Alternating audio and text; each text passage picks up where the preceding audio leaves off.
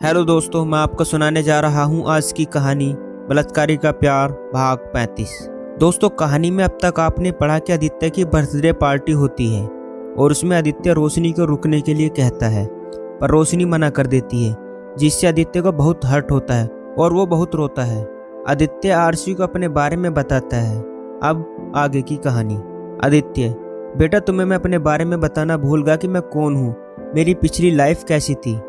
RC, पापा मुझे पता है आप बहुत अच्छे हैं, जो आपने मेरे लिए किया है ऐसा कोई नहीं कर सकता था। पापा आपने मुझे एक नई जिंदगी दी थी, आरसी बोले जा रही थी।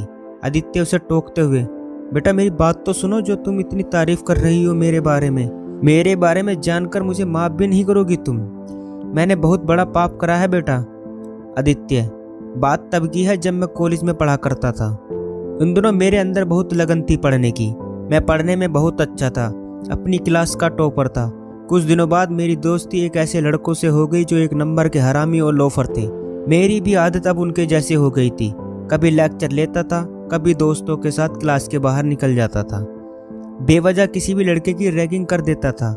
मुझे अपने पर बहुत घमंड हुआ करता था। कॉलेज की लड़कियां मुझ पर मरा करती थी। मेरी पर्सनैलिटी देखकर काफ़ी लड़कियों ने मुझे प्रपोज भी करा था। मेरा कॉलेज में अब सिक्का चलने लगा था। फिर एक दिन मैंने एक लड़की देखी जो बहुत भोली थी, जो अब तक टॉपर आती रही है हर साल अपने स्कूल में, जिसे पढ़ने के अलावा कुछ काम नहीं था, बस अपने काम से काम रखती थी। मेरे दोस्तों ने उस लड़की के बारे में बताया और उसका नाम भी बताया।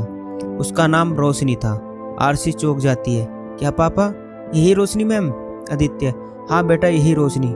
आरसी, फिर आगे क्या हुआ? अब आरसी भी सुनने के लिए बेचैन थी। आदित्य, एक दोस्त ने एक दिन कहा कि रोशनी से तुम बोल नहीं सकते हो, वो बहुत स्ट्रिक्ट है, वो किसी से बोलना पसंद नहीं करती थी। आदित्य अपने दोस्तों की बातों को सुनता है। मुझे अब यही घमंड था कि मेरी बात कोई नहीं काटता है। मैं अपने आप को कॉलेज का सबसे पावरफुल आदमी समझता था। एक दिन मैंने रोशनी को देखा जो पार्क में बैठकर अपने कॉलेज की फाइल बना रही थी। मैंने उससे दोस्ती के लिए बोला, पर रोशनी कोई जवाब नहीं दे रही थी, वो बस फाइल में लगी हुई थी। फिर मैंने उससे कहा, मुझसे दोस्ती करोगी? और वो जाने लगी। तभी मैंने उसका हाथ पकड़ लिया और वो अपना हाथ छुड़ाने लगी। मैंने उसका हाथ दोबारा पकड़ लिया था। मेरे सभी दोस्त हंस रहे थे। तभी रोशनी ने मेरे गाल पर बहुत जोर से थप्पड़ मारा और वो चली गई। मेरे सभी दोस्तों के सामने इज्जत खराब हो गई थी। मैं किसी को मुंह दिखाने के काबिल नहीं रहा था। शाम के वक्त मैं गाड़ी से घर के लिए जा रहा था तो मैंने देखा कि रोशनी मेरी गाड़ी से टकरा गई थी।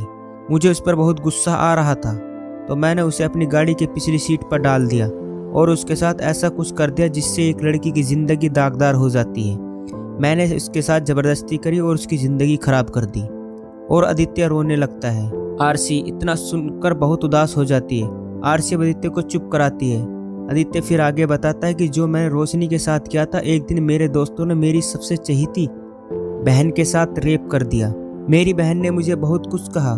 उसने कहा कि जो तुमने रोशनी के साथ किया है वही उन लड़कों ने मेरे साथ किया है। और एक दिन मेरी बहन ने आत्महत्या कर ली। मैं और मेरा परिवार सारा टूट गया था। कितने दिन मैं घर से बाहर नहीं निकला था।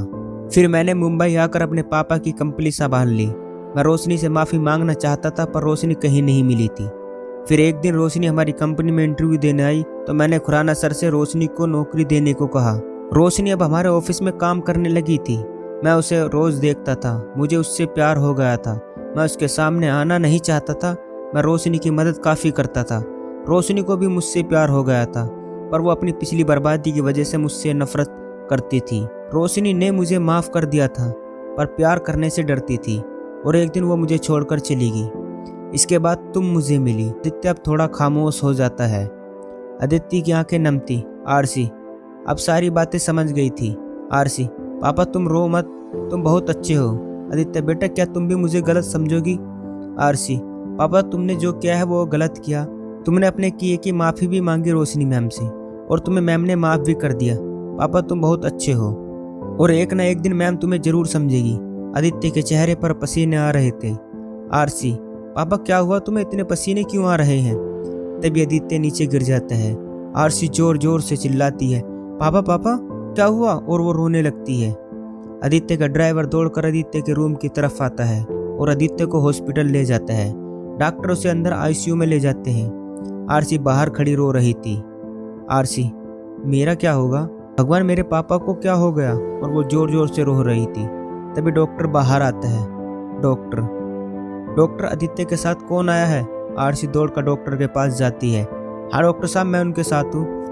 डॉक्टर, उन्हें हार्ट अटैक आया है, उनकी कंडीशन बहुत सीरियस है। वो डॉक्टर चला जाता है। आरसी रोने लगती है। आदित्य की सभी बातें उसे याद आ रही थी कि कैसे उसे पाला, कैसे उसे बाप जैसा प्यार दिया, जो शायद मुझे नहीं मिलता। आरसी अब रो रही थी। तभी वो रोशनी को कॉल करती है। क्या रोशनी हॉस्पिटल जाएगी? क्या होगा जब रोशनी को पता चलेगा आदित्य के बारे में? जानने के लिए पढ़िए अगला भाग। दोस्तों, ये था बलात्कारी का प्यार भाग 35। दोस्तों, कहानी अच्छी लगी हो तो चैनल को सब्सक्राइब करना ना भूलें।